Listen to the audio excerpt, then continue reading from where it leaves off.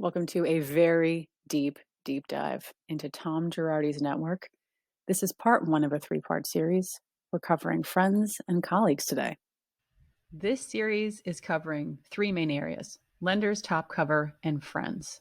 After reading hundreds of articles about Tom, watching videos, watching Beverly Hills for the last X amount of years and seeing him on screen with Erica, three things always stand out to me: friends, lenders, top cover. People he worked with for decades, people he got money from, and people who got him out of tight spots because they were in positions of power. He didn't do this alone, is my point. So we're going to talk about documented examples of these three areas. We don't make things up here. We don't need to. This case is wild enough. We are starting with friends and colleagues because I think this is going to be the longest dive out of the three. I hope it has to be, because he had a lot of friends and colleagues. I probably didn't even get 1/100th of them. But what I did was I went back through, and anybody whose name I had seen more than 5 or 6 times, I pulled that person, and we're going to learn about them, because as this is going to continue for the next couple of years, I'm sure, and there'll be a documentary and it'll be a big deal. And so you're going to hear and see a lot of the same faces and names. And so when I see a name or a face, I have this wealth of knowledge from having read a bunch of documents. I'm going to try to give that in this dive. Is Erica mentioned? Is there a section on her? There's not. She's with us throughout, though, in spirit, in Cartier spirit, and without prejudice. We've heard a lot about Erica. She's done some callous things. She doesn't seem to care where the money came from. Who knows? But she should not be the only person that we know of, and she should not be the only person held to task. Get comfy chair, a nice beverage, because you're about to learn a lot about several people in Tom Girardi's network. Again, this dive took forever because I pulled receipts. So if we're going to talk about something, I'm going to show you where I learned this. And yeah, it's dark down here. Let's get going. Girardi and Keyes had about 30 lawyers at any given time, and we're going to talk about several of them, but I'm going to start with Robert Keyes. We never really see or hear about him because he retired a long time ago. When he retired, he and Tom came into an agreement where Tom would give him money to keep using his name. Seems fair. So he paid him a salary for a decade. Once that decade was up, they entered into a new part of the agreement where Robert Keyes was supposed to get bi-monthly payments of a little over $8,000. Robert Keyes says he gave me the first few of those and then he stopped.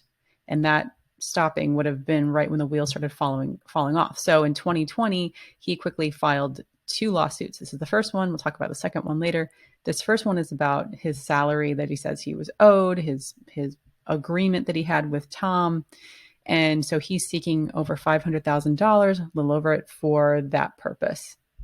30 plus lawyers at the firm, all with impressive accolades, and yet there's no question who the star was. Tom's face was everywhere. He had a radio show, he did interviews all over the place, magazine covers, and to me, it did not seem logical that this firm was still doing so well with a man in his 80s at the helm. The other partner retired. Was he ever going to put anybody else's name on the placard? What was the plan? Rocket till the wheels fell off? I guess that's what he did. But enough about just Tom. This dive is going to focus on his key friendships. Some faces will be familiar to you, some will be new to you, but it will make sense in the end. Types of cases that Girardi and Keyes handles do have a very significant moral component. 99% of the work we do here is all on the plaintiff's side. Giving a voice to the little guy. We're hardworking lawyers. We're on the right side of it. Against the corporate interests, against the insurance interests, against people that have more power. Bunch of smart lawyers who work hard on great cases. We all love to work together in order to achieve the same result, and that is giving power to the voiceless. We have some 2,000 lawyers who refer cases to us. Referrals are going to be important, so we're going to break that down. We're going to talk about the referrals, and Tom just said we have 2,000 lawyers who refer cases to us. Referrals are important for any firm, and Tom got a lot of them because he was famous from the Erin Brokovich case. So even though he wasn't referred to by name in the movie, he made no secret, even in this interview here in 2015, Peter Coyote played me. So he took that role that Peter Coyote played. And he told the world, that was me. I was on set every day. It was a true story. And this is very interesting because we're going to hear again about Erin Brokovich in a minute or two from a different perspective. But to Tom, it was all true. And I was Peter Coyote. Good to know. Just a side note, somebody in casting was really good to Girardi and really good to Prince Charles. Just saying. We move on. We stay focused. For lawyers, a majority of cases can come from referrals, lawyers recommending other lawyers or firms for their expertise. And like we said, Tom was known for taking on a company of the size and caliber of PG&E and doing so successfully. But the American Bar Association makes it very clear that you cannot pay for these referrals. Of course, I looked it up. I went to the ABA's website to see their model rules of professional conduct. The list is long, and they make it clear that only firms that end up working together for a client with the client's awareness and approval can split fees. So you can't randomly give someone money who didn't work on the case or give another attorney money because they referred you for the case. It doesn't work that way. Masry Vititoe was the firm primarily featured in Erin Brokovich. Crotchety Ed and sassy Erin Brokovich, played by Julia Roberts and Albert Finney. And despite the movie only showing two firms uniting, Masry Vititoe actually partnered up with Tom and another firm to sue PG&E. So they all three split fees. And so the movie wasn't accurate in that way. They showed Peter Coyote's character, but he actually represented two different firms. Ed Masry passed away in 2005, and in his New York Times obituary, it mentioned that he joined forces with two different firms to take on PG&E, Tom Girardi and, drumroll, Walter Lack, since they were, quote, two of California's most experienced trial lawyers. So again, despite the movie depicting only two law firms uniting to sue PG&E, there were three. Ed Masry of Masry & Vititoe, Tom Girardi of Girardi & Keese, and Walter Lack of the firm Lipscomb & Lack. Now here's Walter's take on the movie when he was asked about it in a 2017 interview with Law Dragon. They said, "We'd be completely remiss if we didn't talk about Erin Brokovich, where you were featured. You were a featured character in an Academy Award-winning movie." Okay. And Walter says, "They filmed bits of the movie in my Century City office. I asked the director if he had an interest in what actually happened at trial. He said, it's not about that." And so Walter's whole thing is saying it really wasn't like it was in the movie. Whereas Girardi just said, Peter Coyote played me and it was all like it was in the movie. So interesting that these two good friends have a different take on the film. Tom and Walter had been close for decades. They were co-owners of G&L Aviation, LLC. They both went to Loyola Marymount and Loyola Law School. Walter is younger than Tom, so it's not as though they graduated together, but they had that in common. And they worked on many, many cases together. It was very common for them to partner up. And a couple articles I read said that Walter's firm, Lipscomb & Lack, did more of the paperwork and research, and Tom was the showman, the person who was amazing to have in a courtroom in front of a judge and jury. So they would routinely combine their forces. And they bought property together, including the La Quinta house that Erica said she didn't even know about on an episode of Beverly Hills.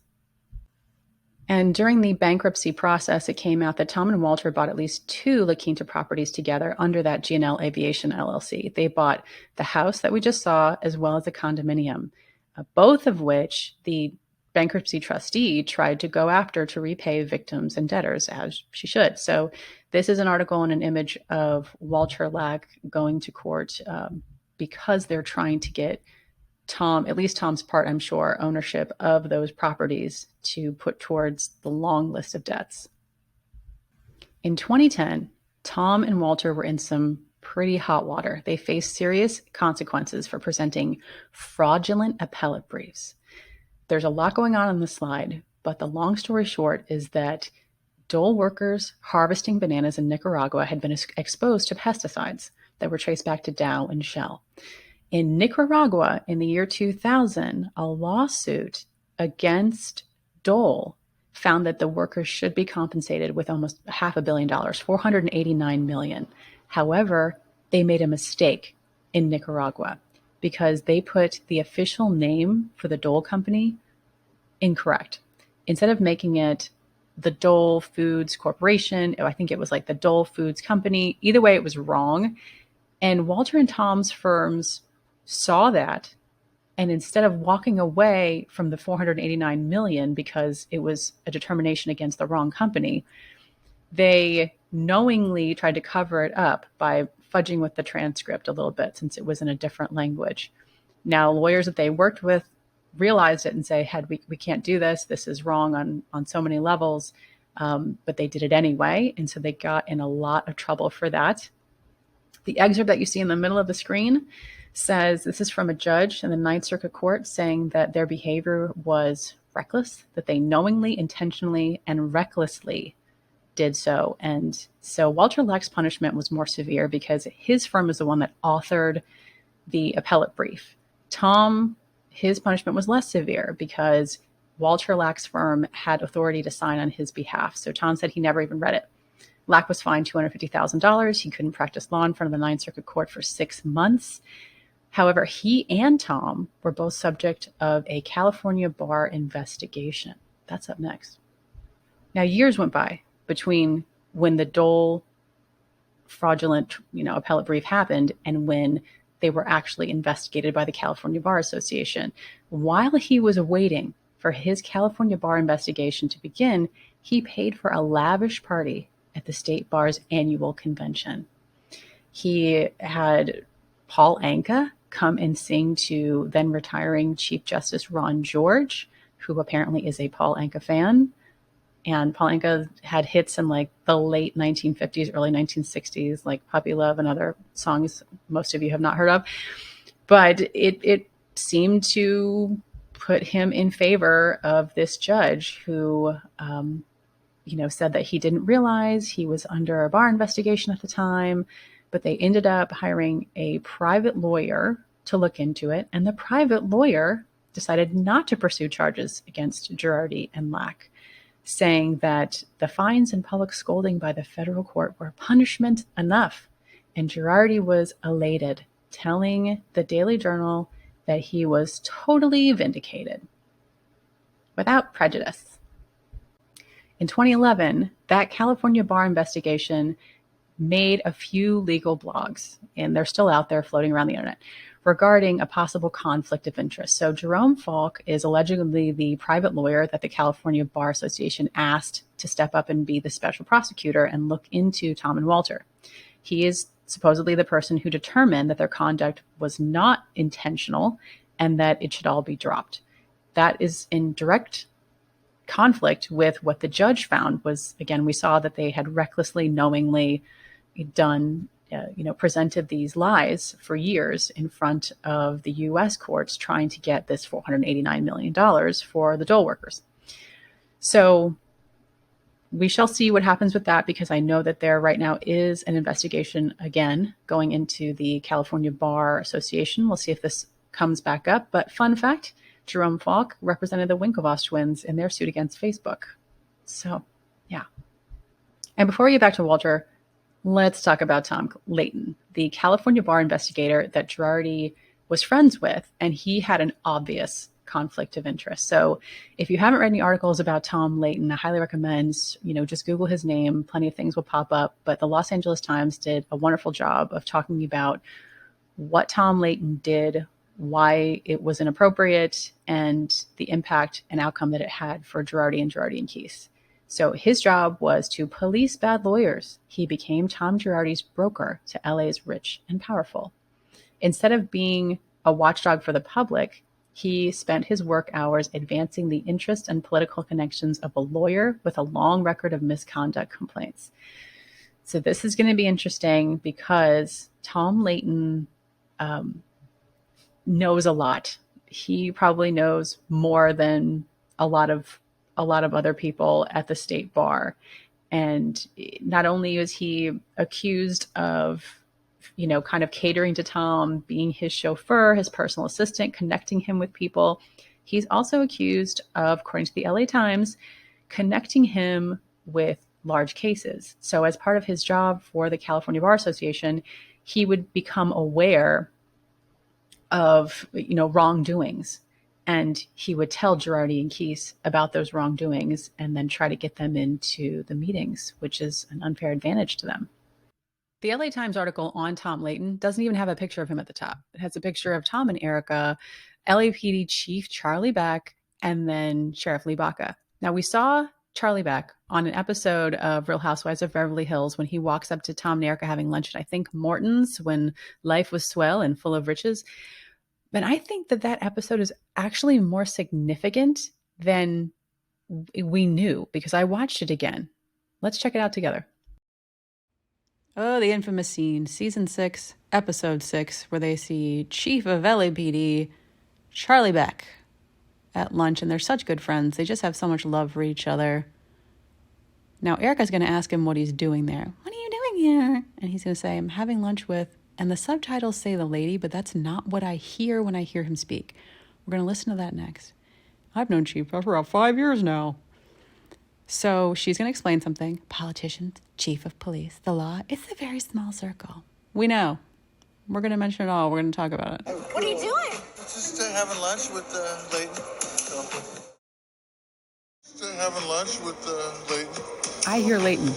Now, while I was doing this dive, word came out that Tom Layton and another former California bar employee, Sonia Oler, can now be deposed regarding Tom Girardi. So before they were not able to be questioned about him, but now they are, a judge just decreed. So that's interesting because Tom and Sonia were both let go from the California Bar Association. And as part of their terms of being let go, they signed an NDA to never talk about the California Bar Association. So their whole argument was, hey, we signed on the line saying we wouldn't talk about you, but now you're asking us to come back and talk about you and Tom Girardi. Don't do that. Just let it all lie where it is. Now, in 2016, Sonia actually filed a wrongful termination suit for $15 million against the California State Bar. That went on for 3 years, and then they finally came to terms for a settlement in 2019, and Tom was her lawyer. So I'm sure she has plenty to say. She was the assistant to, I can't remember the former chief executive of the state bar, who was also fired.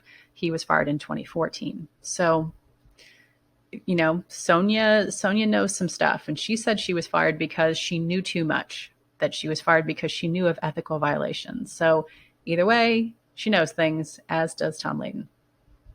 All right, now let's circle back to Walter Lack. And I put this photo in here with this stuffed feline behind him. One, because I think it's a very unique photo, and it amuses me. Two, because an article that I read about him said that people described him as a lion or as a kind of like a scary persona that you don't want to tussle with in the courtroom. And so I wonder to myself if that's why he chose the setup and perhaps has a stuffed feline in his office. But either way, let's get into it. Walter Lack. OG followers, I love you. You all remember Walter from my Bloody December Girardi post from back in January of 2021. Walter and Tom, again, they go way back. And we are going to talk about the 1997 cruise that Walter and Tom made headlines for. They took judges on a Mediterranean cruise after the PG&E Hinckley Erin Brokovich case when they were flush with cash. Now, Walter and Tom didn't outright pay for the cruise themselves in their name. They started a foundation to do that. They pulled money from the foundation and they used it to charter a cruise for just judges, jurists, their friends, and family. They swore that it was not a celebration of the PG&E win, the Erin Brokovich case, that it was an educational, professional program that just happened to be on a Mediterranean cruise.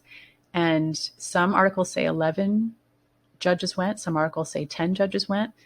Either way, there were a lot of judges, jurists, their family, other attorneys, some specialists who weighed in on chromium for the PG&E case. And the judges who gave lectures never paid their way. There were 2 of them. They said, no, our ticket on the cruise was our compensation for standing up and speaking and giving a lecture. So we're not going to pay our way. The ones who did not give a speech, some of them ended up paying their way after the word got out that this had happened. Here's details on the cruise. It's called the Foundation for the Enrichment of the Law, is the foundation that Tom and Walter started. They pledged $1.2 million to expand the jury facilities in downtown LA. Then they put $350,000 towards renting out the luxury cruise ship to go around the Mediterranean. And that is a picture of the actual smaller, more intimate cruise ship that they chartered. It was called Sea Goddess 2. Let's talk about the details of this cruise because it was pretty intimate. There were only 90 guests. I'm sure there was a lot of staff.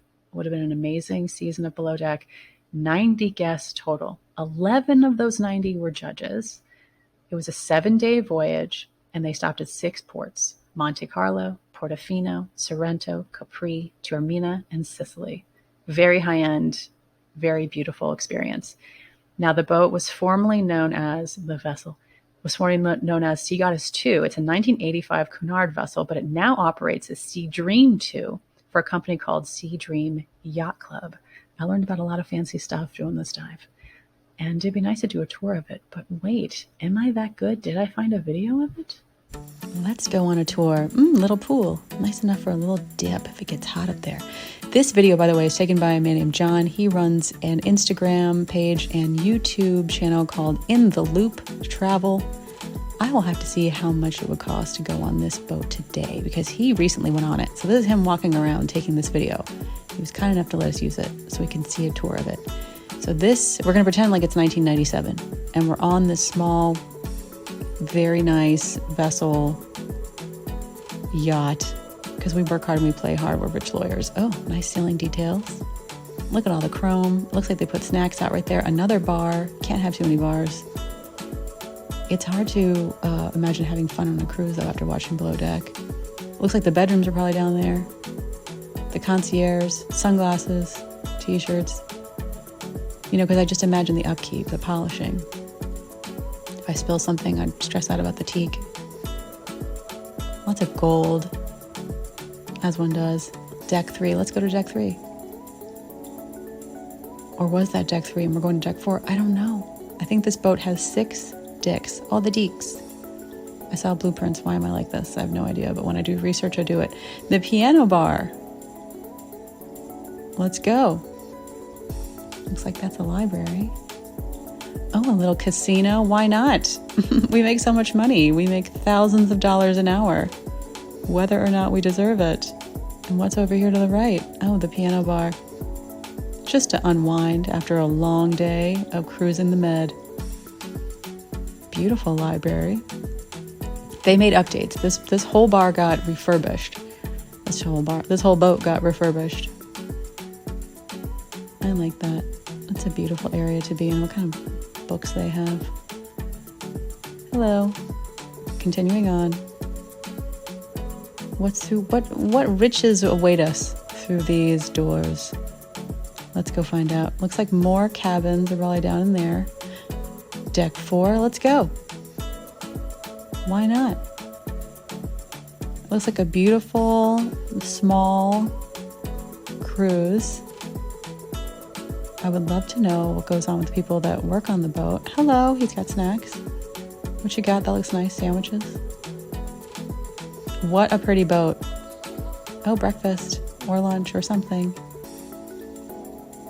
Nice fruit. Up in another bar. Top of the yacht. Beautiful. We got the yacht. That's nice. Just imagine sitting there having a drink. As expected, the fancy cruise did not sit well within the LA legal community. People were really rubbed the wrong way by it, as you would expect, and many thought that it, quote, symbolized Girardi's acquisition of too much influence over the legal system. But all of them spoke only on the condition of anonymity. It's alarming to me that people were concerned about his overreach of influence in 1997, and it only grew from there. And one person said, "You mean he's so powerful, he can get away with that?"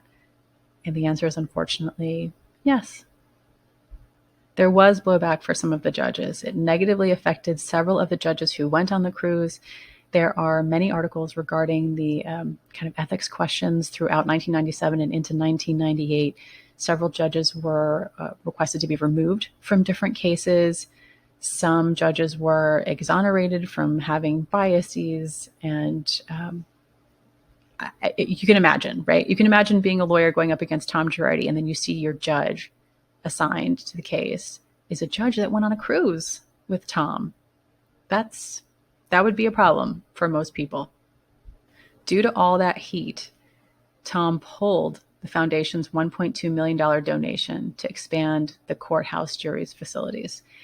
And a Judge Robert W. Parkin, presiding judge of the Los Angeles Superior Court, said that Tom stated in a letter that because of the stories in the LA Times about the cruise, he felt it would be inappropriate and might be misconstrued if the foundation went ahead with the gift. And the judge himself said it might have been okay for the judges to go, but what we're concerned about here is the appearance, Parkin said. What does it look like to the man on the street? Even if it's not a violation of legal ethics, the appearance is bad. What stinks about that is that the only people who paid a price there are people who get called up for jury duty. So everybody got to go on a fancy cruise, but then the $1.2 million didn't end up going into making better jury facilities. So that's unfortunate. And this happened pretty quickly. The cruise is in August. By October, 2 months later, the Times was putting out articles about it. And then a month later in November, Tom pulled the $1.2 million donation. And despite being the other firm that was involved in the PG&E case, I did not see anywhere that Ed Masry or Erin Brokovich went on the cruise. So maybe Ed doesn't like the water. We don't know. But let's get back to Ed and how Ed Masry's connections also connect with Tom. The path to choosing a lawyer is often a rough one. There's certain values you want to find. And when you reach the end of your search, you'll find us. These are the law offices of Masry Vititoe, one of the world's most successful law firms. All of our talented and knowledgeable attorneys, researchers, and support staff have a personal interest in our clients and provide them the very best possible representation. Filing a lawsuit is a big step. We recognize that, and that's why we strive to educate our clients about the intricacies of their case. Our hands-on approach is essential to the way we practice law. With us by your side, your case is in the best possible hands. This is Masry and Vititoe. Okay, that commercial was special, and I did laugh out loud when I read the Gawker review of it. They said, either way, this commercial, wow, clearly none of that $8 million yearly overhead went into making it. Yet the estate of Uta Hagen could sue them for grievances against the dramatic arts while everyone else is at it. So this period of time in 2009, when that commercial was put out, Masry and Vititoe was dealing with a lot of lawsuits. That is what the Gawker article is referencing, and we're going to learn about that next. So what happened to Masry and Vititoe? They went bankrupt later that same year in 2009. And they came out and stated that the reason they went bankrupt was because there were so many issues over ownership of Ed Masry's estate after he passed in 2005. So according to Lisa Cohen, who was a spokeswoman for the firm, she said, the filing was the unfortunate result of a squabble for funds after the death of founding partner Edward Masry. And according to a report by the Dow Jones Daily Bankruptcy Review, it was that a number of litigants had come forward alleging that Masry had promised them assets and cash from the firm. And so there was so much being tied up in legal battles that the firm couldn't handle it. They spent $3 million fighting everybody, saying that they were owed a piece of the pie after Masry passed, that they ended up going bankrupt. Someone in that subpar commercial looked familiar to me. So I had to stop what I was doing and remember who that person was. We're about to get into that. But first, we're aware that the American Bar Association says that firms cannot pay other firms for referrals. Got it. Clear. What about paying a non-lawyer, someone like a Tom Layton or anyone else who refers a big case to a law firm? Can they be compensated? The answer there is, again, a big no. Rule 5.4, professional independence of a lawyer, goes through that. You cannot share legal fees with a non-lawyer. You cannot pay a non-lawyer for bringing you a case. There's one exception to that, and that is for a nonprofit. Court-awarded legal fees can be shared with a nonprofit who recommended the lawyer. That's interesting. That'll come up in a second. Anybody that you pay who's not a lawyer who brings you a case, doing that is illegal, and it's called capping or case running. Now, the ABA isn't a total party pooper. They do allow for nominal gifts to show appreciation. You just can't give someone cash or monetary compensation. So if you're a big time lawyer and someone says, hey, I think this person would be, well represented by you, you know what you're talking about, here's their information, whatever. You can give them something. You can give them tickets to a game, or you can give them a gift basket or something, but you're not supposed to say, hey, bud, here's $100,000, and every time you bring me one of these, I'm going to give you another cut. It's not how it works. I should say that's not how it's supposed to work. The man I recognized in the Masry Vititoe commercial, his name is George Hatcher. I read an article about him a few months ago, and it stuck with me. The person that he's talking to in the video with the white hair is James Vititoe. He is the partner who continued on Masry Vititoe for a while after Ed Masry passed. This is the article that I read that talked about George Hatcher. It's not one that you forget. It talks about how he was getting paid $50,000 a month from Girardi Crane, even in 2020, while the scam clients of Lion Air and other cases were begging for their settlements. The title of the article was The Case Runner. Girardi's pals' scandals go beyond Lion Air. He was described as his old friend, George Hatcher, and there were mentions of this being a pattern. It's important to remember that many of the Lion Air victims, they're from Indonesia. They do not speak English. And George Hatcher was reportedly a consultant looking into that tragedy, the crash of the Lion Air flight, for Girardi and others. And I recapped a little bit about the Lion Air crash and victims in my part 1, How We Got Here Girardi post from back in December of 2020. Time flies. But I thought that was interesting that a lot is being said about the victims of Lion Air, but you can forget easily that many of these people who were shorted their money are children, are minors, and widows who do not speak English. So George Hatcher is not only on the radar from Edelson for currently getting paid $50,000 a month, currently as in 2020, getting paid $50,000 a month by Girardi Crane, but the article talked about his long history of case running, saying that he got into case running in his 20s following arrests and convictions for theft and bad checks. Well, hey, that's something that I can easily find if that happened. And the article also detailed that he was part of the, quote, Girardi family enterprise crime ring. Not the first time he's been accused of involvement in organized crime. All right. And then it talked about how in the early 1970s, he oversaw a crew that coerced poor crash victims into hiring personal injury attorneys who would pay Hatcher for the cases he would bring them. Again, capping or case running. It talked about all of this having been reported on by the LA Times in the 1970s. So guess what? Going back in time, baby. We're going back in time to the early 1970s. Look at Cher at her peak. We got Diana Ross. Everybody's looking great.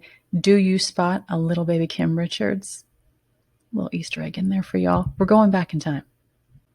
I like to see for myself exactly what happened. So rather than just, read the Law 360 article that says, oh, this happened before and he was part of a crime ring, mention it all. Let's go. What, who, what, when, where, why, and how. We're getting into it. So I found a series of articles detailing the 3.5-year-long scam led by George Hatcher. LA Times did a bang-up job. This is the cover of the LA Times in 1974. Ring used hospital charity to mask illegal activities. Hospital charity. And they make a point of showing the USC Medical Center with a sign in front of it saying, soliciting prohibited on hospital grounds, County Ordinance 2292. As with most things in life, the origins of a bad thing started with a good thing. A priest wanted to start a nonprofit in Los Angeles to help poor Mexicans. Father Matten conceived of, quote, Friends of the Friendless, nonprofit. In 1970, he said, to fulfill a lifelong dream of helping the poor Mexican immigrant who has nothing to start with. Your girl is half Mexican, spoke to me, made me very touched that this man would want to do this. And Friends of the Friendless is going to be referred to on screen and text as FOTF because FOTF doesn't roll off the tongue, but I could not type out Friends of the Friendless 1,000 times. So the priest asked Hatcher, George Hatcher, who was Mexican on his mother's side and fluent in Spanish, for help to start the nonprofit. He said Hatcher was always boasting about having so much money. Also, he remembered Hatcher was involved in running a law firm. The priest needed a lawyer to establish Friends of the Friendless as a nonprofit organization, and Hatcher generously offered to help. He promised money, and he sent the priest to a lawyer friend who drew up the necessary documents. I couldn't find exactly who that lawyer friend was. I looked. The priest invited Hatcher to be the director of Friends of the Friendless. And then he was left behind, left out in the cold.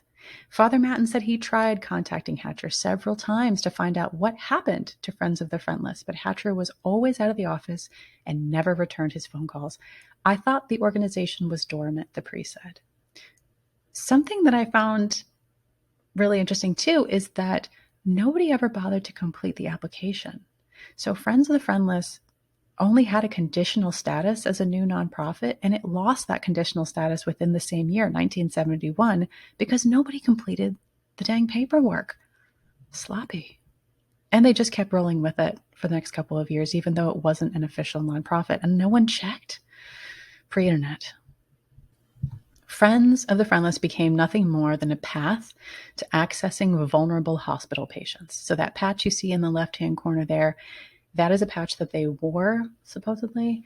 And I mean, the audacity. They put "In God We Trust" on it. They've got a little American flag on it. They've got a little thing for the snake, the medicine thing. Like, all this did was elevate Hatcher's status and provide his attorney friends with a constant stream of valuable referrals and retainers. Now, I know this type font is small, but this is another excerpt from the Law 360 article that his cappers, as they're known, were able to just roam the hospitals freely with volunteer badges. They were bold. They used access that they had to pressure injured patients into signing retainer agreements with select attorneys that they worked with. And during all of this, Hatcher was appointed to county youth commissions. He hobnobbed with people, and the whole time, his volunteers were resorting to dark methods to deliver hospital patients into the hands of lawyers. According to the LA Times series, the major players in the Friends of the Friendless grift were George Hatcher at the top. He started it. He founded it. He had the contacts with the lawyers. Then you have two brothers, Alejandro, known as Alex Barriga, and Raul Kovar, who sometimes went by Raul Barriga, and also sometimes went by Alex's name, and Alex sometimes went by his name. This is where it gets a little confusing. Now, Linda Barney Orozco is her full name, but Linda Barney is how she's known a couple of different times. She is a divorcee who was, it listed a few times, Alex's girlfriend. And then in one article, it said she was dating Raul. So it was the 70s. We may never know. Let's never forget, con man is short for confidence. My wish for anyone listening is that you walk away with a drop of the confidence and use it for good that these grifters used for bad. They would roll up into the hospital claiming to be independently wealthy businessman. That's what they say of Alex Alejandro Barriga. He drove a white Lincoln Continental. He and Mrs. Linda Barney, a one-time cocktail waitress who was divorced and on welfare, would roll in together. And the third member of the ring, Raul Kovar, would pretend to be a hospital public relations man, and they occasionally swapped identities. You see where it gets weird? So Friends of the Friendless volunteers had easy access across the USC Medical Center. Barriga and Bernie, Alex and Linda, became two of the most active volunteers at the hospital. Of course they were. It was going fishing in a barrel for them. So Mr. Barriga says he looks forward to his visits to the medical center. I get as much as I give, he confides. I get spiritual fulfillment with the knowledge that I am able to help and be of service to someone. This way, both the patients and I are rewarded. I can't. They cruised the wards with authority, reading patient rosters, HIPAA violations. I don't even think they had that back then. They would read medical charts. They used nursing staff telephones. They would help patients fill out insurance and disability forms, which proved to be a good source of information for their ambulance chasing work. That is, by the way, the make and model of the car that he drove. Thought we'd enjoy that. These friends of the friendless grifters, they were empowered. They were eager to expand. Miss Burney flew into a rage and stormed out of the office threatening to call the senator when someone suggested that they were hustling for lawyers. So the hospital staff, they knew what was going on. They would bring it up. They would talk amongst themselves, and they would be intimidated or shushed or quieted down because while these two are working the wards, George Hatcher is out there making powerful connections that we're going to hear about in a second. She's yelling about a senator. What senator? Just wait. The LA Times detailed several different situations, examples of Friends of the Friendless volunteers coming in and really taking advantage of people when they were not at their best. This one in particular was very dark. This woman had no use of her arms. Her right arm had 100 stitches in it. A man first came in and told her that she would be in, quote, deep legal trouble because she had gotten into an accident. And I guess when they saw that she was a good mark, she was sufficiently alarmed or scared. Then they send in the second person, the closer, who comes in and says, you need to sign this. He brings a piece of paper out from underneath his clothing because you're not supposed to be running around with these pieces of paper where you're pledging to work with different attorneys and who knows what. He has her sign it. She can't sign it. She has to grab her thumb and thumbprint it onto the document. The first ink pad is dry, so he drops her arm, runs out, gets a second one, gets what he needs, and leaves. A lot of these injured people either never heard about any of this again, and meanwhile, a law firm is filing with an insurance company on their behalf and keeping the money, or they are contacted and they're told, oh, we're going to get a ton of money for you, and they get a small percentage of that, and the law firm and the grifters kept the rest. So they were really just a conduit, a means to an end of getting either lawsuit money if they were injured wrongly by a company, if they got hit by a bread truck, whatever it is, or if they were able to get money from their insurance company. They were just a conduit to that, a means to an end for these different players to get a cut. It can be difficult to convey how truly awful this grift was, how callous, soulless it was. It had to be in order to work. Because 1 month after the incident we just read about, where a woman who had 100 stitches in her arm, she couldn't use her arms, her hand was grabbed and thumbprinted down, and the person walked in and out. An award was given to Friends of the Friendless in recognition of their humanitarian work. And George Hatcher's then wife accepted that award. So while poor Mexican victims of crimes and accident victims are being completely fleeced, they're getting awards. That is dark. That is some dark stuff. Throughout the articles, Linda is highlighted as someone who was really out there hustling. She would go and visit people. She was trying to expand the network.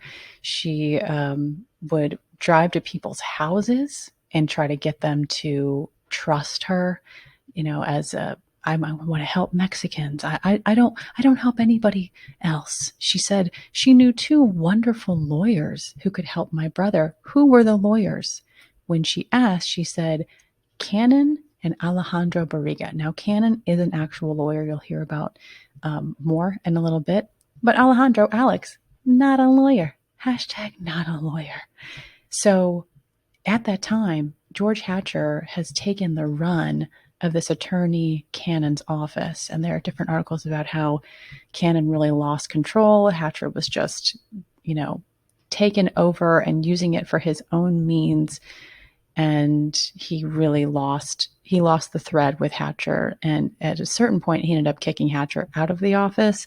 But until that time, they had the run of a law office. And so this woman was very bold, and she would never answer a direct question, which is a grifter 101 red flag. Talking fast, insistent on getting what they need, but not giving you a straight answer. This part really shocked me. In one of the articles, it talked about how she was, all of them wanted desk space. They wanted to be bona fide, legitimate part of the medical center. They wanted to have their own phones. Again, this is back in the 70s where, you really are calling people, you're typing out letters. They wanted to have a home base at USC Medical Center and other places. She wanted to branch out into different medical centers. And she would go to professors, allegedly, and ask them to speak to their classes. So she wanted to really keep this network growing. And the saddest part was that she had asked for hospital officials to give her weekly death lists so she could start a program to aid widows and orphans of patients who had died at the medical center. Thankfully, that never came to fruition. So while the Friends of the Friendless volunteers are roaming the hallways of the medical centers and getting people to sign up with attorneys, George Hatcher was hustling too. He had the sham nonprofit for Friends of the Friendless plus 2 companies going. So the Friends of the Friendless, that gave them the access to the hospital patients, that gave them a sense of legitimacy, community contacts, political connections. Then he had a company called Aztec Industries. They claimed to work with different law firms to do accident follow-up investigations. Then he had doctors' services.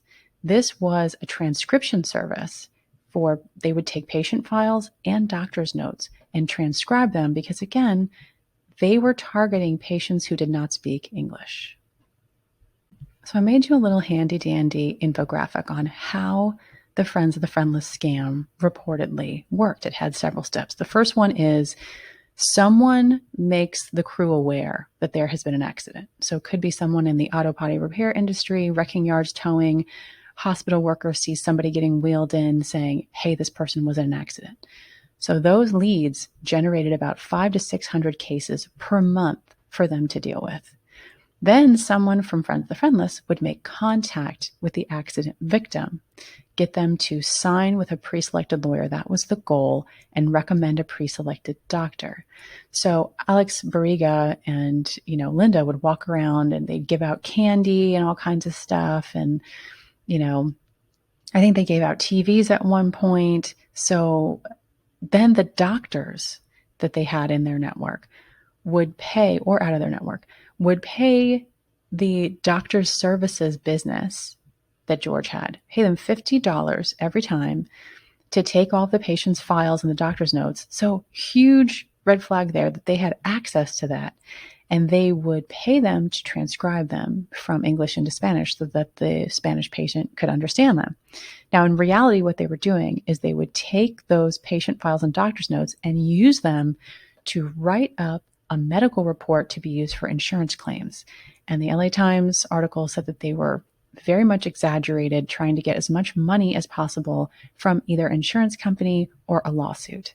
Then step 4 is that the lawyers would file insurance claims and or lawsuits, promise big settlements to the injured party, and keep most of it, or the injured party would sign off on things and then just never hear about it again, and their entire settlement would be kept.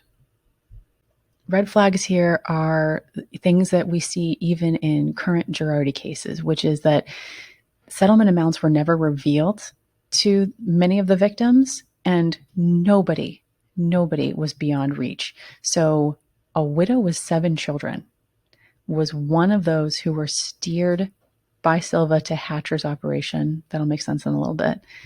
And Hatcher bilked this woman out of $9,000 that she should have received from a life insurance policy.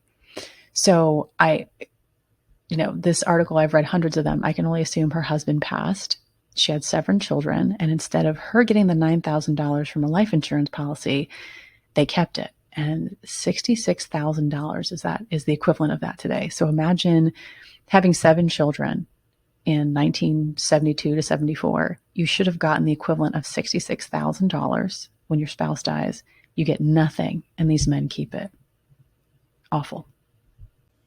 So how was Hatcher living? Let's talk about it.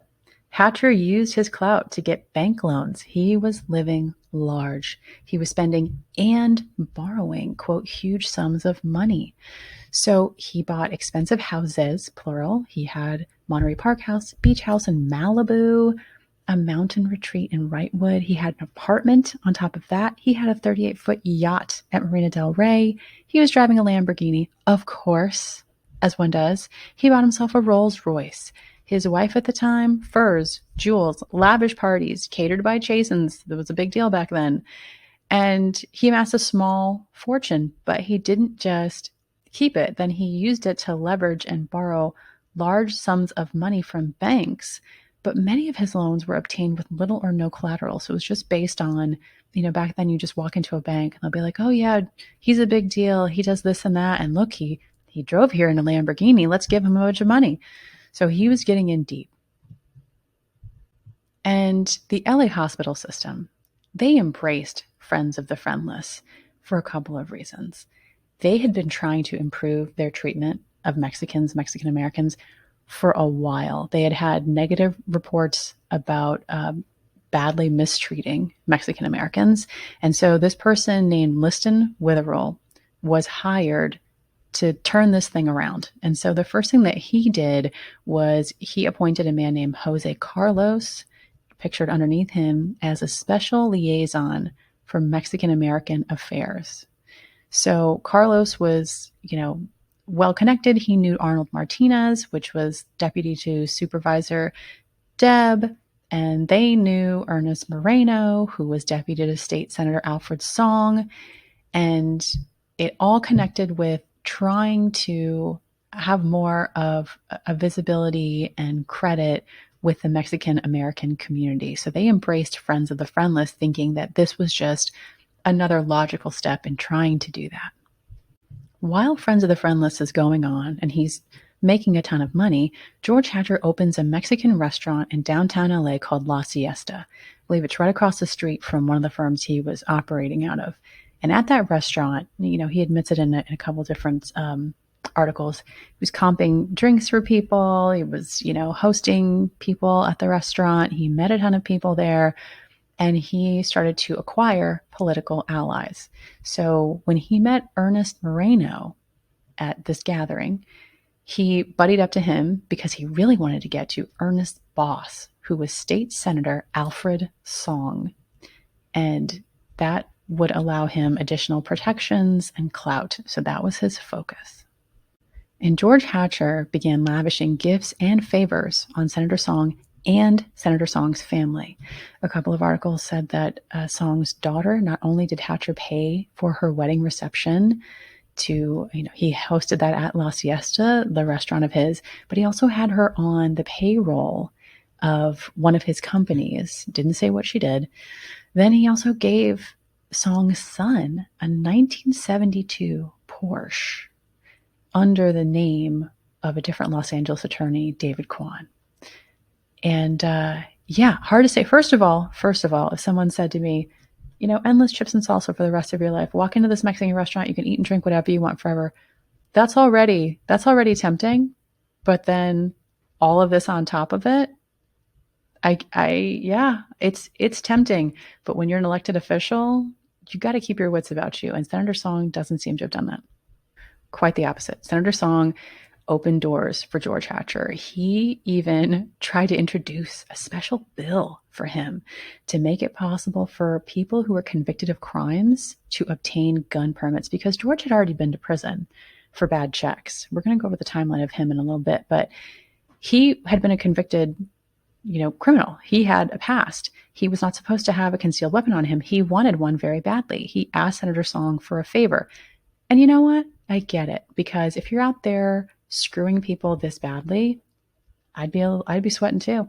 I'd be sweating walking down the street, looking over my shoulder. He wanted a concealed carry and he got it. He was able to carry a weapon because his records were expunged. But wait, there's more. I about fell out when I saw the Mexican consulate was also involved. They were steering people to contact Friends of the Friendless. So if the Mexican consulate became aware of anyone who was involved in an auto accident, they would steer them to the Friends of the Friendless ring. And Mexican nationals who came to the consulate in search of legal help were directed, oh yeah, call George Hatcher. He'll get you hooked up with an attorney. And they said when they were asked about it, we thought George Hatcher was a lawyer, or we thought that he had lawyers in his office, ran a law office. And this goes back to him running this guy Cannon's law office, like taking over this law office. Again, confidence. Confidence is the game here.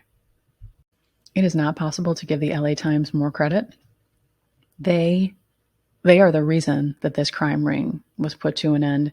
They would not stop reporting on it. They publicly shamed everybody involved until they finally had an inquiry look into it. Everybody in the hospital had been talking about it, how these, grifters were running game, pretending to be volunteers, really just signing people up. But nobody wanted to take it on. They were intimidated. They thought that Senator Song and all these other people, were going to back Friends of the Friendless, which they probably would have, but it got big enough and ugly enough, like most things have to, that it couldn't continue. So the board's unanimous action followed a disclosure by the Times that a ring with political connections had entrenched itself in the hospital while posing as volunteers, drumming up legal business among auto accident victims. The LA Times put out tons of stories about this, but this right here you see in front of you, this is the 5-part series that they put out in the week of March 1974. They put out one a day, one Monday, Tuesday, Wednesday, Thursday, Friday, 1, 2, 3, 4, 5. Boom, they just hit it hard with these front page stories, absolutely shaming everybody involved, detailing how all of this worked, who was getting paid, what was happening to the victims, examples, quotes from people, how the Mexican consulate was involved. And it is really admirable that they did this and they put a stop to it single-handedly.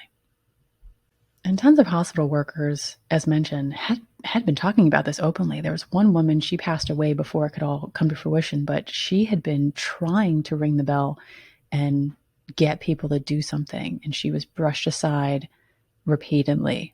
But after the LA Times articles hit and it couldn't be hidden anymore, it kicked off a pretty big investigation at USC Medical Center. It changed a lot of things. And this guy Witherell, who, really kind of gave them the run and thought that they were doing good things, he got called back from a Colorado skiing vacation to answer the allegations. I love the shade from the LA Times. It's choice. And it says that hospital administrators knew of the activities of the ring for 18 months before ousting it from the hospital. And I ask myself, I didn't see anything about it, but if the hospital did anything for the victims, if they compensated them in any way, I don't know.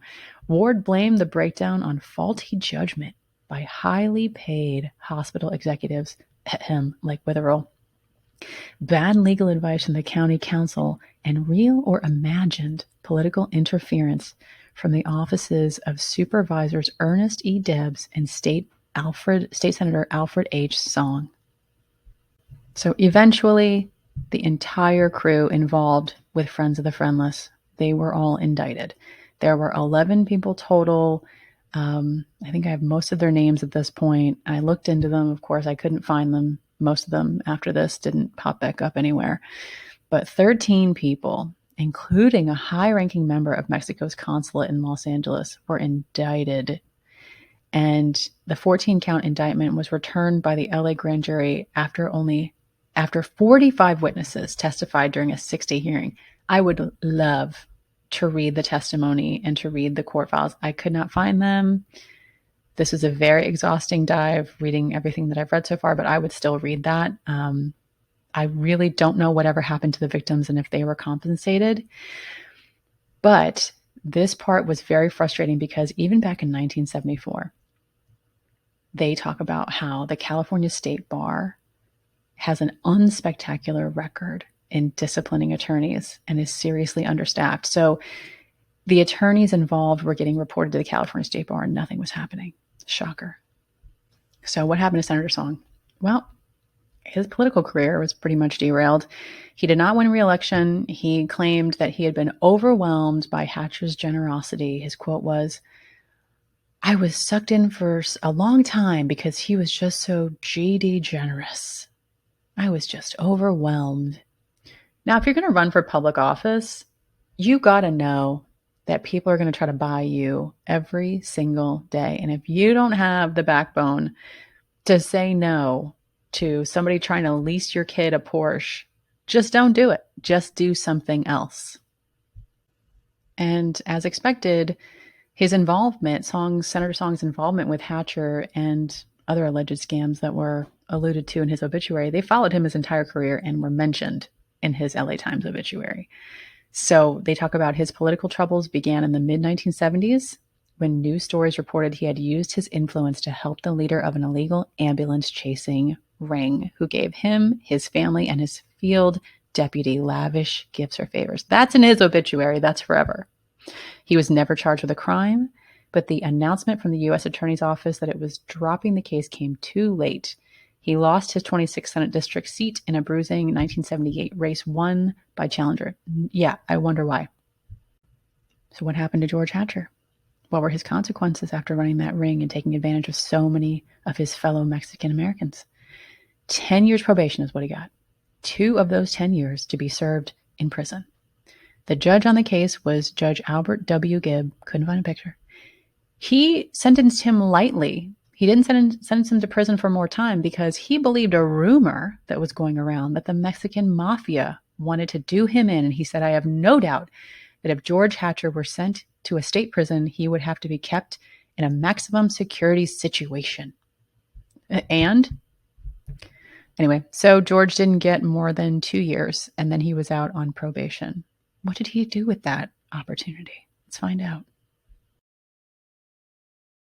That same judge also ordered a psychiatric evaluation because George was in so deep and he had so many grifts going. The judge was like, let's check you out.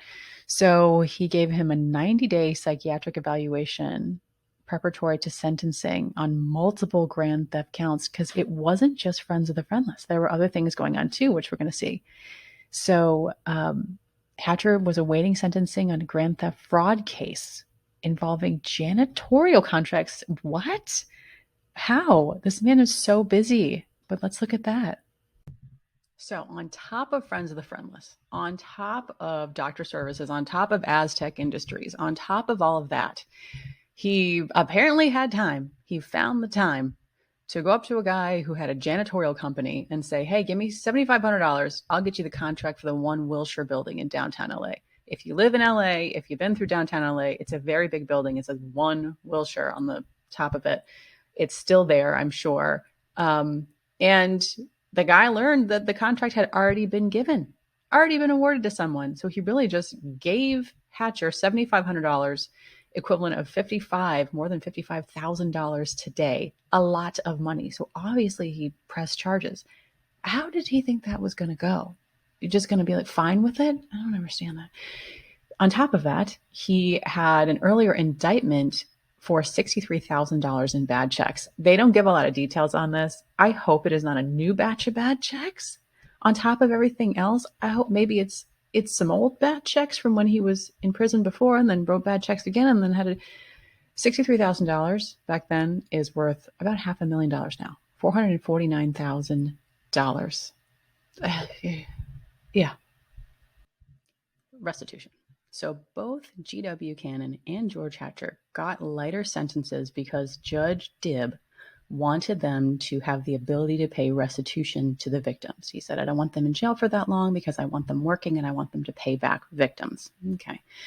So this guy, G.W. Buchanan, loses his law license, as he should, because George Hatcher had the run of his law office, and he had to pay back $40,000.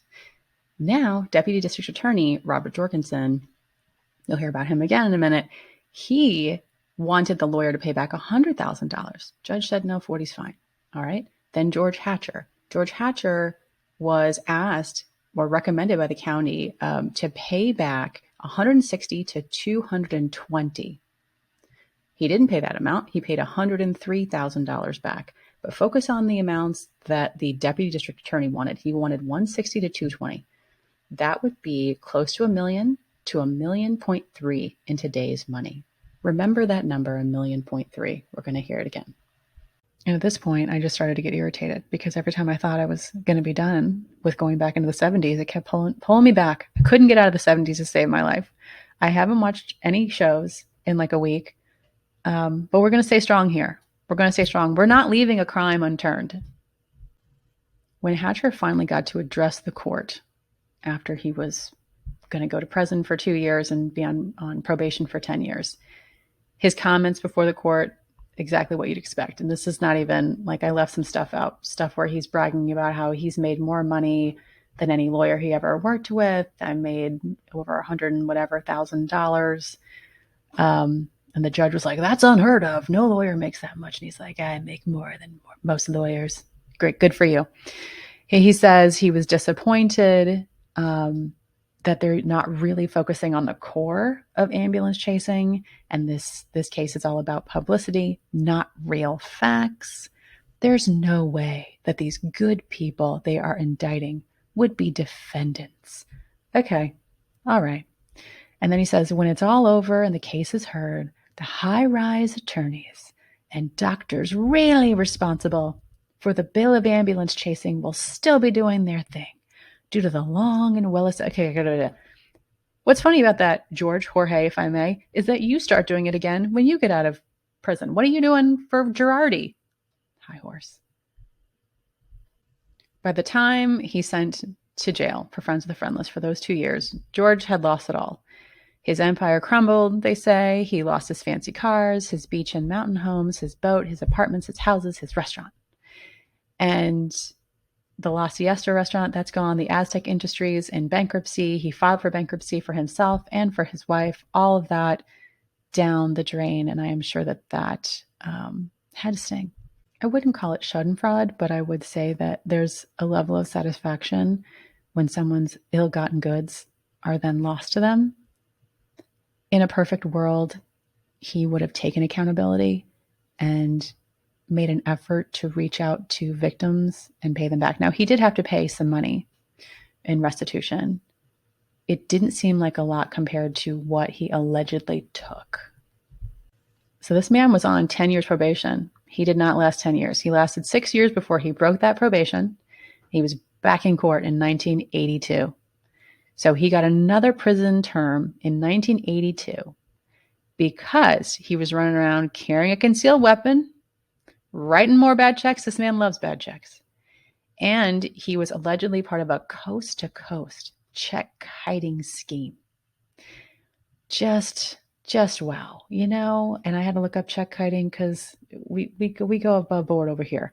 Check kiting is writing a check from an account without sufficient funds, depositing that check into another bank account. And before the other bank can even check to see if the money's good, you go and spend it. You withdraw money from that second account. So you write yourself a check for $10,000.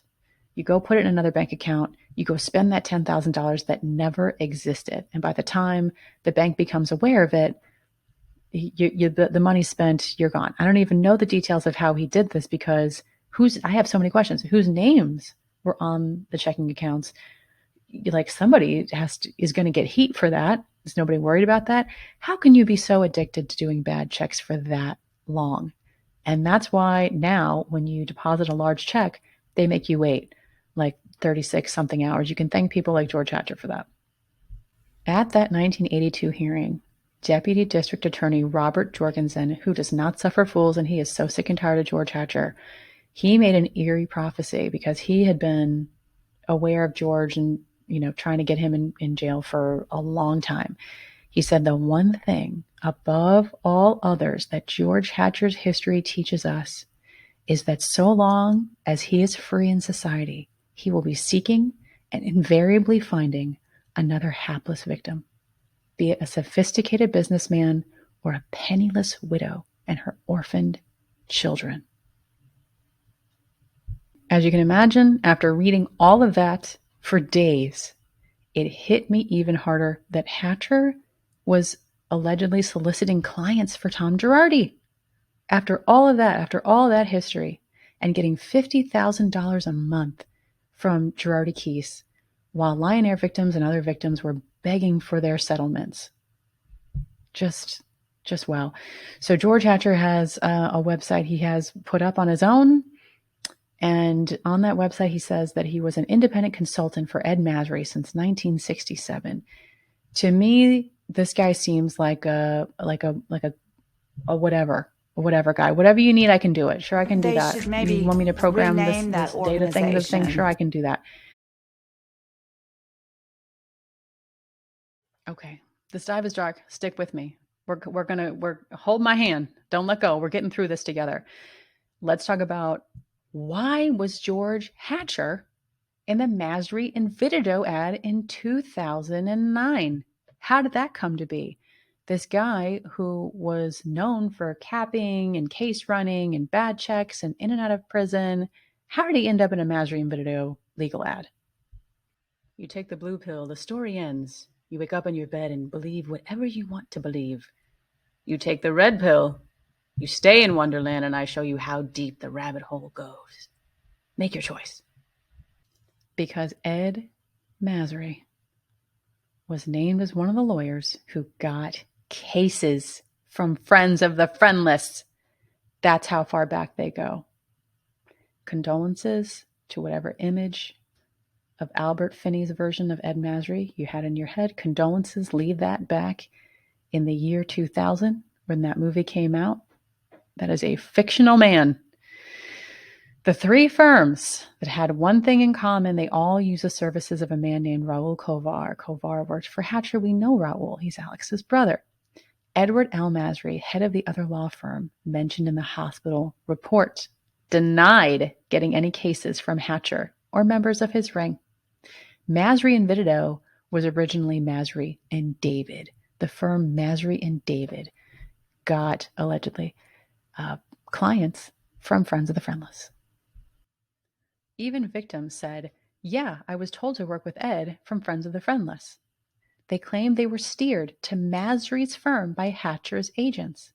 On top of that, Masry says to the best of his knowledge, Hatcher never referred any cases to his office. And Hatcher denies it in the presence of Masry, who represented him in the LA Times interview.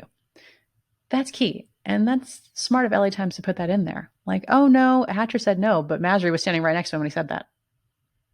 So despite victims saying, yeah, I was told to go to Masry and David, and despite a hospital investigation that provided more evidence that victims were sent to Masry, and despite a federal bankruptcy that showed details of 37 checks being written from Hatcher to Masry and David over just a 9-month period that totaled $178,000, which in today's money would be, drumroll, $1.3 plus million, much closer to the amount of money that the district attorney believed that Hatcher actually took from victims. So the 1.3 is what the district attorney thought that Hatcher actually stole from victims. And he ends up giving Masry 1.3 across 37 checks over 9 months. Okay. Sure. I mean, the ultimate, the OG Shaggy, it wasn't me. But they caught me on the federal investigation. It wasn't me. But they caught me in the hospital records. It wasn't me. Even the victims say it. It wasn't me. That's Ed. Ed's story was that the large amounts of money, the $1.3 million that Hatcher gave to him, wrote to him in little amounts over a dozen bank accounts, was just Hatcher paying him back for loans that he gave Hatcher for his restaurant La Siesta. He said, oh no, he was just repaying me for a bunch of short-term loans.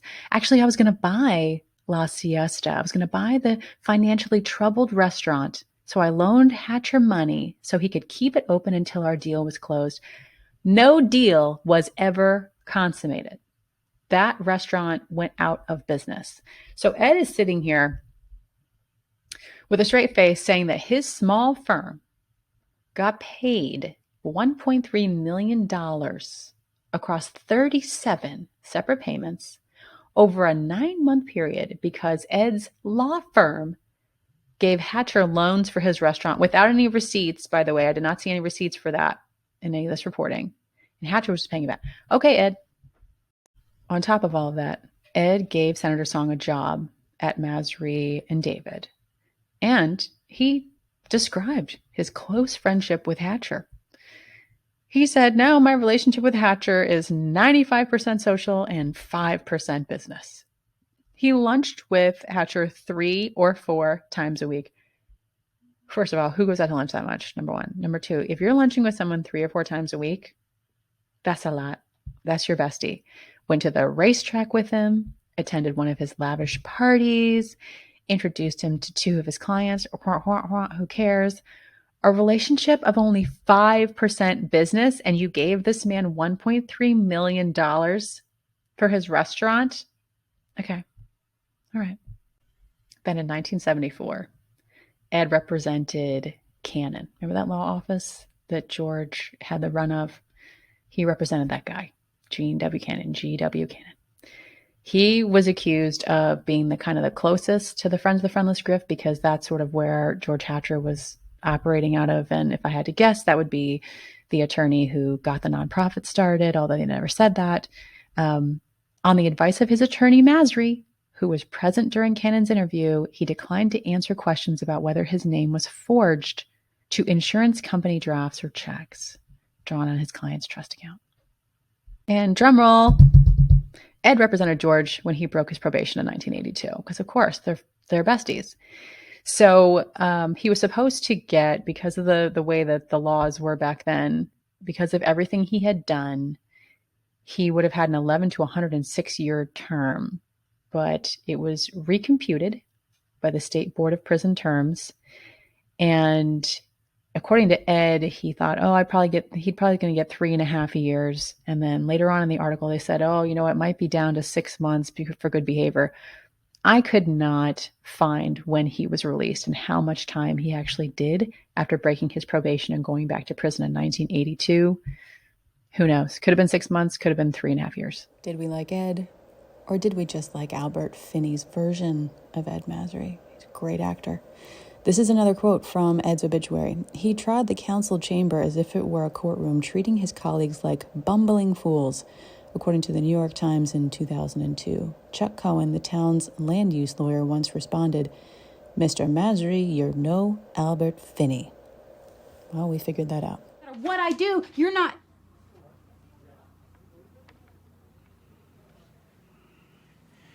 As I was saying, I decided that the figure you proposed was inappropriate, so I increased it. So here's a handy-dandy timeline, and the knowledge that Hatcher continued to work with Ed until Ed passed away in 2005. So after his release from going back to prison in 1982, Hatcher went to work for Ed Masry. And after Masry died in 2005, Hatcher named his cat EM after Ed Masry in his honor. And George likes cats. We'll talk about it later. So here's a timeline I made to keep myself sane. So George went to jail for a year for writing bad checks in like 1969 or 70. Then he had the Friends of the Friendless grift. Then he got his 2 years in jail, 10 years probation. Then the check kiting scam. Then state prison. And then a Masry employee evermore. Now, the Erin Brokovich PG&E case, that was the perfect storm. That is what caused Ed Masry and George Hatcher to collide with Tom Girardi and Walter Lack. So this is the Law 360 article. That case did more than shoot Masry to fame. It united Masry and Hatcher with 2 other lawyers with deeper pockets, Lack and Girardi. And it had a 9-figure settlement. It made everybody famous because of the dang movie. And you can see there that, the PG&E case, George meets Tom. The movie comes out in the 2000s, and now they've all got clout. So George writes books now. He's quite public online, easy to find. He's got a couple different websites, one named after him. He published himself, it seems, his Casa Hatcher Press. His books are a series called the Ambulance Chaser series, and They are kind of a fictionalized version of his early life. And so that's out there if anybody's itching to read that, but I'm not one to judge a book by its cover. However, I feel like for me, it's immediately no. Immediately no. I've seen what I needed to see. If any of these ladies were wearing a tampon, we would see the string. They're all crowded around this fictional George Hatcher. I'm good. George Hatcher is around. He's active on social media. He describes himself as a world traveler. He posts about art and cats. Meow. He wants you to know that he has ridden in a helicopter or been near one. He wants you to know that he has lovingly embraced a koala. Published his own books, and now he's a published novelist. Boxing manager. I found an article where he's mentioned in one sentence about a fight. I don't know. People like what they like. Marketing strategist. Sure. Many things consultant. All right. So we're going to learn a little bit about what Edelson said George did for Girardi and why that's a problem. This article does a good job of outlining what Edelson is accusing George Hatcher of doing involving the Lion Air victims. He's got a lot of group chat exchanges in his filing. I have not pulled the filing and read it yet. My soul can't take it yet. I need a beat between going back into the 70s and reading all that stuff. I need a moment because the Lion Air victims were begging for their money. They're asking for their money over and over and over. And Tom had already sassed them at one point. They said, oh, we're going to post on Facebook and we're going to tell the world that you're not paying us. And he's like, you do that and I'm going to sue you. So who knows what the entire receipt chain is going to be that Edelson filed, but he also has, bottom left corner here, George's own words of how he says his business relationship with Tom worked, that he would get cases for him. And so what Edelson is saying is what we talked about in the beginning of the dive, which is you can't go out, especially a non-lawyer going out, recruiting people to sign up with a lawyer, just like with Friends of the Friendless, and then getting paid, compensated to do that job of going out and case running or capping, essentially. This will be interesting to follow. James Wilkes is another friend who recently made headlines. He has social media posts going back to, I want to say, 2012 with Tom and the Girardis. He represented Cedric the Entertainer, which is why you see Cedric the Entertainer making a comment here on his page. And he has his own law firm, Wilkes and Associates, in Tampa, Florida. James was in the news because it came out that he is the person who has been financially supporting Erica. There might be others, but he has been supporting her in a major way since October of 2020. So a month before she filed for divorce, or at least a couple of weeks, because she filed on November 4th, 2020, thinking that we didn't all vote early and have time, but we did. We had the time. So James has given her, I think he says at least $750,000 to a Law 360 article about it. That's a lot of money. You can see that he has been friendly with Erica and Tom for a really long time. And even Erica's lawyers have said he's been a good friend to her and that he has offered to help them with assistance in going after the real bad actors in the Girardi case debacle.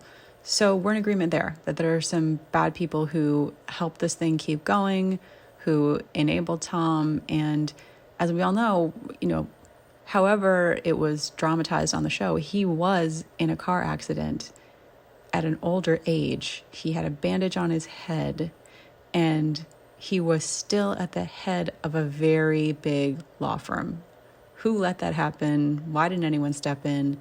These are the questions that I am very interested in the answers to in the coming months and years. We got to wrap this up. I could go all day. We got to wrap this up. We have to wrap it up by taking a quick look at some Girardi Keys lawyers going down like one more rabbit hole. Now, years ago, Girardi Keys was known as Girardi Keys Crane, and maybe Girardi Crane.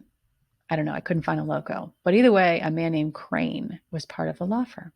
Richard Crane had been the chief of the Federal Organized Crime Task Force in Los Angeles.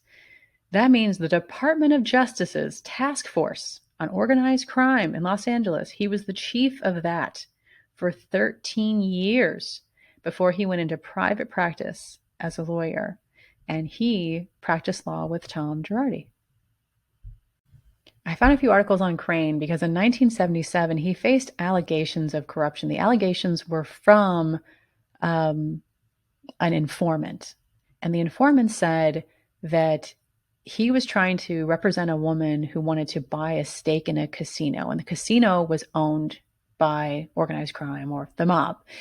So they were talking about how that is, of course, he should not have been involved in that. And why was he doing deals with, a mob run casino? And he adamantly denied that. But those stories are out there from 1977.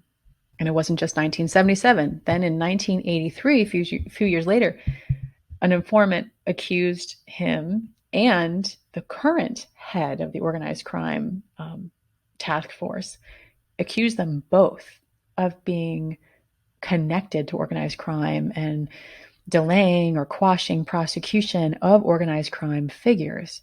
And so, as the LA Times article says, it put a cloud over the crime strike force. But they are very good about saying that this man, this informant, may or may not be able to be trusted. They're saying that every single day he gets on the phone from prison and he calls people and talks trash about anyone that he can, saying that there was lots of corruption and he knows about it, and just going on about it. So it's whether or not that person could be trusted, because throughout, Crane denied the allegations, and Henderson, the person who took over after him, repeatedly attested to his ethics and said that he was not involved with organized crime either.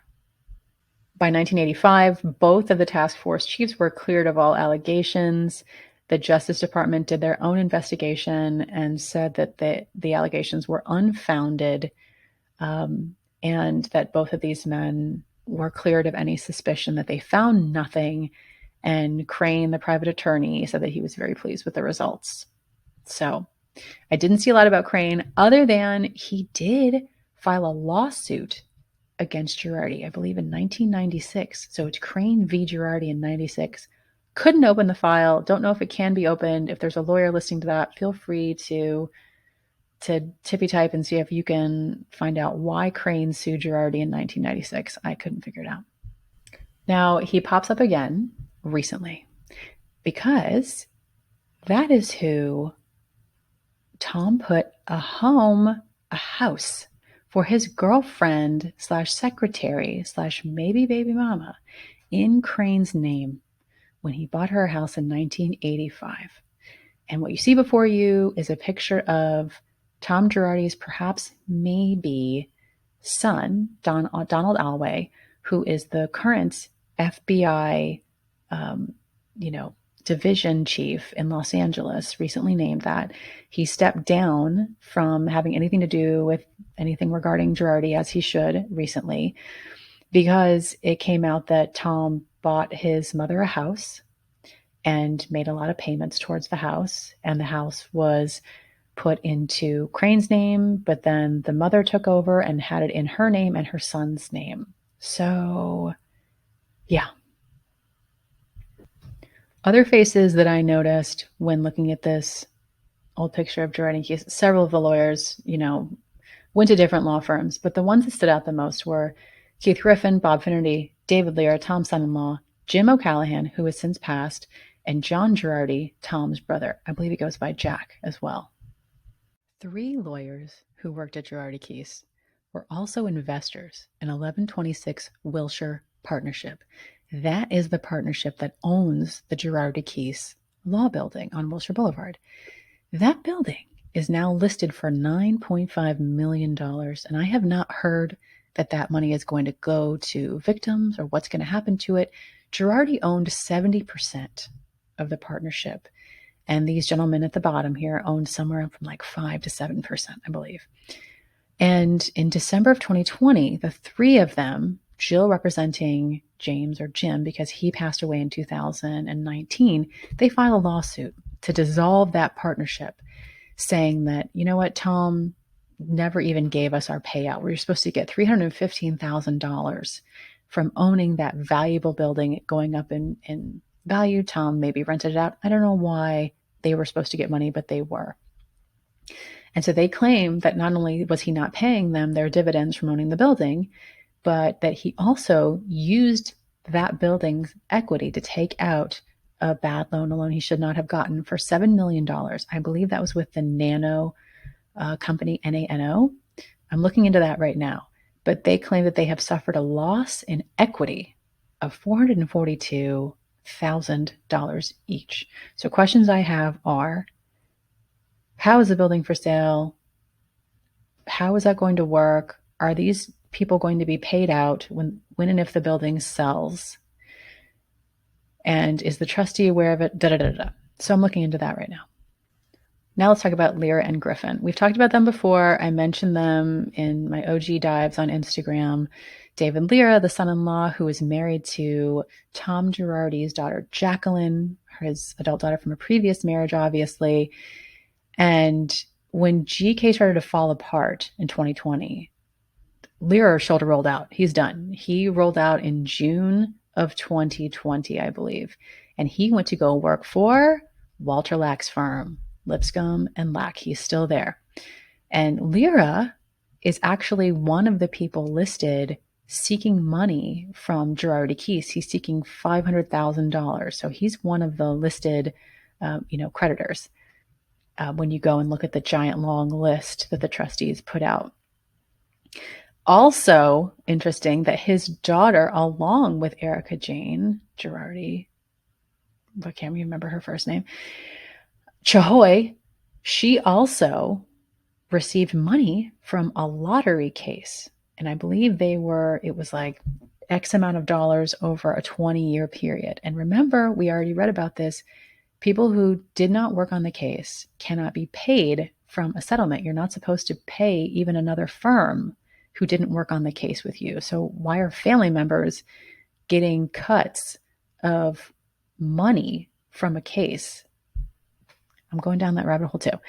So both Lyra and Griffin testified before Judge Durkin in Chicago when it first came to light. Edelson filed that suit about GK not paying the Lion Air victims. And both of them said, we tried to do our best. We asked Tom where the money was. There was no money. And Judge Durkin, he does not play. He said Griffin and Lyra knew from the start that Girardi did not pay the victims when he was supposed to. Like Lyra, Robert/Bob Finnerty also got the heck out of Girardi Keese in June of 2020. He went to go work for Axe law firm, ACTS. And he's a partner there now, still practicing law. And he is trying to get $3.27 million from GK. So he's a listed person waiting for a payout as well. I'm not sure why it's $3.2 million. I'm going to have to find out more about that. Hopefully we will hear about it. And again, James O'Callahan passed away in 2019, so his widow, Jill, is now representing him in the pursuit of $757,000 from Girardi Keese. Long list of people waiting in line for a payout. Hopefully they find a lot of money. But he was also mentioned in the LA Times article, Vegas Parties, Celebrities, and Boozy Lunches, that detailed Tom Layton's power at the California State Bar and how he wielded it for Tom Girardi. And the quote was, when one of Girardi's top deputies, attorney James O'Callahan, wanted to book Chief Beck to speak at the 2014 Black Tie dinner of the local chapter of the Friendly Sons of St. Patrick, he was told to connect with Layton. Isn't it great to be deputized to be the go-between, joked Callahan. Layton forwarded the message to Beck's aide, and the chief accepted the invitation. We literally have one more slide to go. Tom has two brothers. This is important because Tom has two brothers, not just one brother. People are always like, oh yeah, Tom's brother who took over the conservatorship. Which one? There's two. He has brothers, John and Bob. John is a lawyer. Bob is a dentist. John has worked at Girardi Keese since its inception. He was a founding member. John's in all the photos.